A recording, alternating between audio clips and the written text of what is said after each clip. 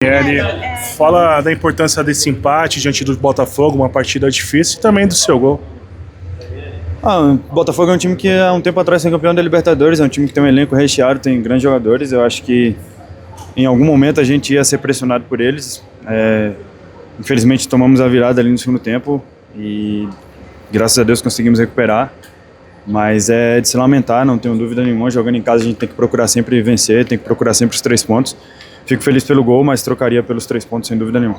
Daniel, em alguns momentos de pressão você acabava subindo mais no campo.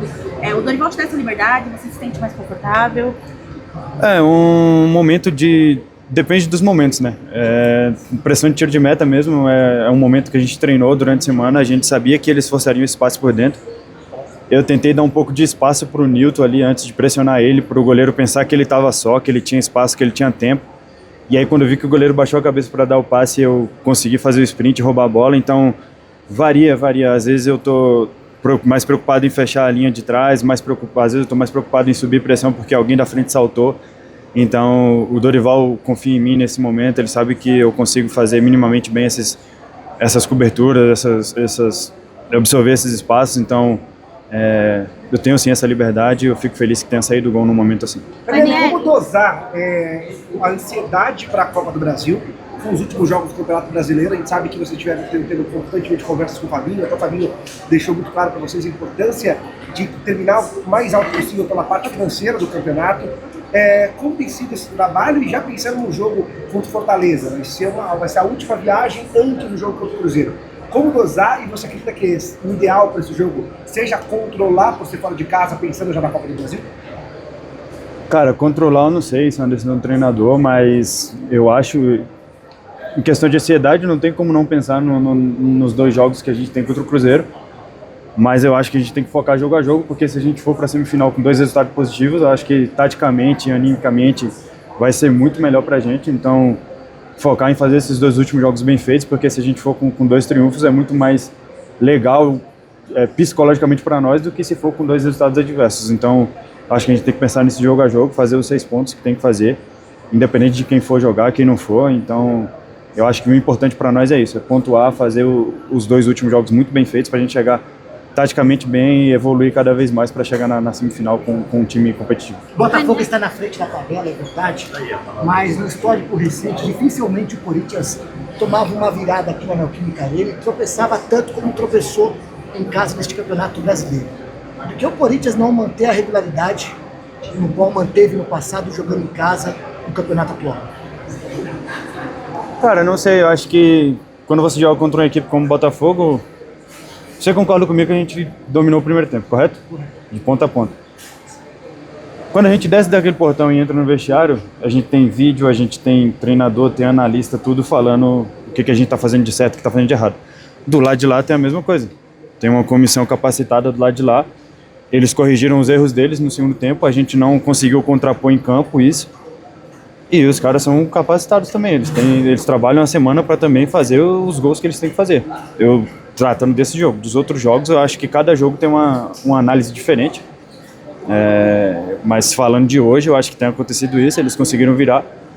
E aí depois a gente conseguiu fazer um gol e levar pelo menos um ponto. É de se lamentar, mas ver a parte boa de todo esse contexto para poder não repetir mais para frente. Daniel, até em cima dessa sua resposta, né, em outras oportunidades o Corinthians também fez ótimos primeiros tempos e o segundo tempo os adversários ou equilibraram ou voltaram bem melhor que o Corinthians. Por que o Corinthians sofre tanto na segunda etapa nesse campeonato?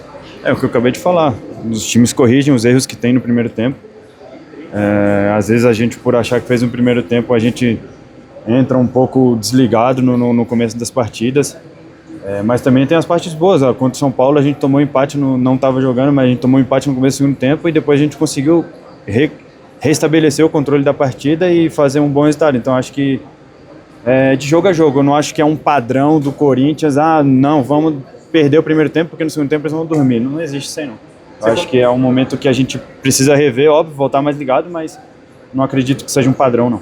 Daniel, sempre que o Corinthians tem a oportunidade de subir na tabela ou alcançar uma posição melhor, acaba tropeçando. Aconteceu com o Santos, enfim, as 3 derrotas seguidas. Hoje também podia alcançar a 8ª colocação, não consegue. Tem um pouco de ansiedade na questão de subir na tabela, Como que vocês tratam isso lá dentro para não oscilar, porque a reta final da temporada chegou e não pode oscilar contra o Cruzeiro? Não tem ansiedade não. Eu acho que a gente joga um Campeonato Brasileiro em que tem muitas equipes boas. Às vezes você pega uma sequência ruim, às vezes você pega uma sequência boa, mas a gente não joga contra a Cone, a gente não joga contra ninguém. Então tem um adversário do outro lado também que é capacitado, que consegue fazer seu jogo. Não sei se encaixa muito nisso de que, quando tá perto de subir, a gente ia fazer 48 pontos e na próxima rodada, e aí? Poderia também alcançar 51.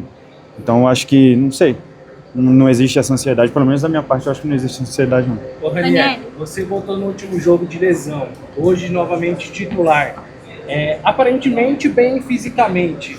Conta pra gente essa recuperação, como que foi, porque voltar de lesão desse jeito, jogando que você jogou hoje, acho que não é pra todo mundo, né? Eu sempre tive uma boa recuperação. Muita gente fala muita coisa esse ano. Eu sou atleta profissional, eu não gosto de me lesionar. E aí muita gente posta muita coisa, fala muita coisa. Tipo, eu lesionei 5 vezes esse ano, beleza. Mas todas as vezes que eu lesionei, eu perdi um jogo, 2 jogos, um jogo, 2 jogos, um jogo, 2 jogos. Porra. E aí tem uma rapaziada que posta e fala, ele ficou 117 dias no DM. Eu machuquei antes da... Que campeonato foi que teve na Brecha no meio do ano? Copa do Mundo. Eu machuquei antes da Copa do Mundo de Clubes, um jogo antes, fiquei fora esse jogo, aí a gente não teve jogo por 30 dias, aí a rapaziada fala, Ranieri ficou fora por 35 dias.